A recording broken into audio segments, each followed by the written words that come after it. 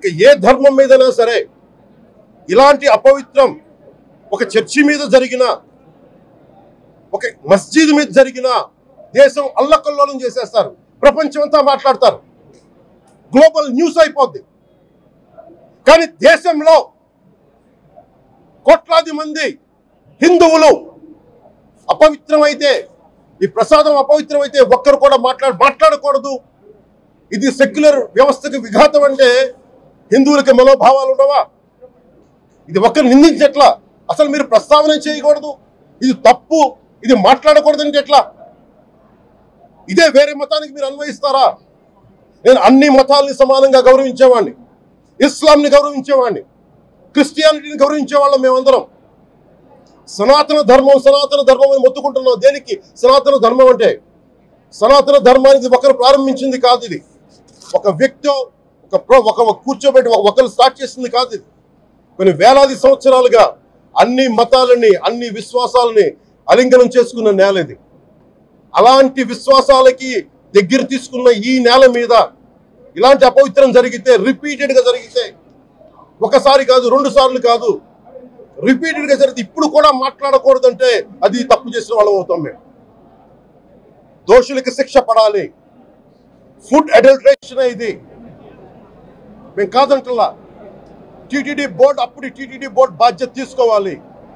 పొలిటికల్గా వచ్చి అలంకారప్రాయంగా ఒక్కొక్కళ్ళు వచ్చేసి దర్శనాలకి టికెట్లు ఇవ్వడానికి మీరు బోర్డు మెంబర్స్ అవ్వలేదు. మీరు ఎవరు చైర్మన్ కానీ ఈవో కానీ, మీరు అక్కడ ధర్మాన్ని పరిరక్షించాలి. మీరు అక్కడ మీ ఇష్టాలకి మీరు కూర్చోబెట్టి మీ ఇష్టాలకి కాంట్రాక్ట్లు ఇచ్చుకోవడానికి మీరు టీటీడీ బోర్డుకి మీరు వెళ్ళలేదు. మీరు అందరూ, మీ అందరికీ బాధ్యత ఉంది. మీరు నిర్ణయించుకోవాలి. ఎవరికి కోపాలు రావు, ఎవరికి వేదన రాదు, ఎవరికి బాధలు రావంటే కుదరదు. వస్తాయి బాధలు, వేదన ఉంది, మాట్లాడతాం. మర్చిపోకండి ఎవరు. గత ముఖ్యమంత్రి గారు కూడా నేను చేస్తా ఉన్నాను, జగన్మోహన్ రెడ్డి గారికి కూడా. ఇదే చర్చికి జరిగితే మీరు ఊరుకుంటారా? ఒక మసీదుకి జరిగితే ఊరుకుంటారా? ఒక తిరుమలకి జరిగినప్పుడు ఎందుకు వెనకేసుకొస్తారు? రాకండి. ఏ మతం మీద దాడి జరిగినా సంపూర్ణంగా నాతో సహా మేము ఖండిస్తాం, బయటకు వస్తాం. ఇస్లాం మీద దాడి జరిగితే మేము మాట్లాడతాం, క్రిస్టియానిటీ మీద దాడి జరిగితే మేము మాట్లాడతాం.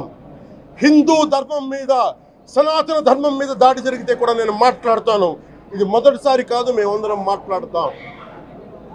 ఇది ప్రాథమిక హక్కు. ఇది పరస్పర విశ్వాసాలను గౌరవించుకోవడం చాలా చాలా అవసరం. ఇది అందరికీ తెలియజేస్తున్నాను. ఇది దోషులకి కఠిన శిక్ష పడాలి. అలాగే ముఖ్యమంత్రి గారికి కూడా నేను తెలియజేసుకున్నాను, చంద్రబాబు నాయుడు గారికి కూడా క్యాబినెట్ మీటింగ్ జరగాలి, అసెంబ్లీలో చర్చ జరగాలి.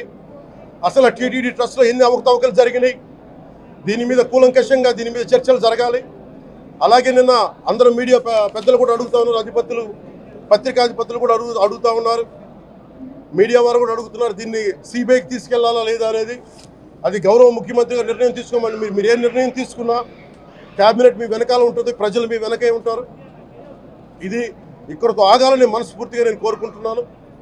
అలాగే 40 సంవత్సరాలుగా కర్ణాటకలోని గీ కంపెనీకి ఇస్తూ ఉన్నారు.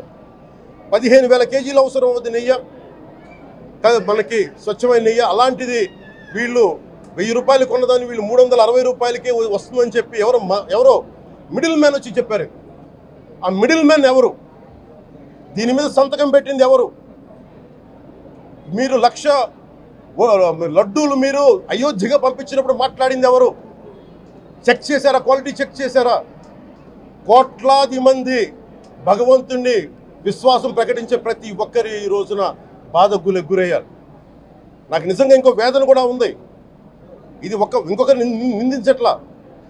తిరుమలలో ఉండే ఇంతమంది సేవ చేసుకునే వ్యక్తులు కానీ, మీరందరూ హిందువులే కదా, మీరందరూ టీటీడీలో ఉండే వందలాది మంది ఎంప్లాయీలు, మీకు ఉద్యోగులు, వేలాది మంది ఉద్యోగులు, మీరందరూ ఏం చేస్తున్నారు?